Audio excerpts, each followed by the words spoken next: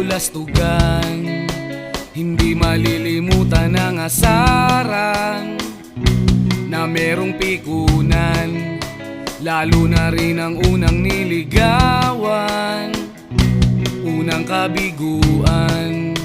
At dyan nasiseryoso ang usapan, ang pagdadamayan ng tunay at tapat na kaibigan. Kung mga buwan, kaibigan namang maaasahan.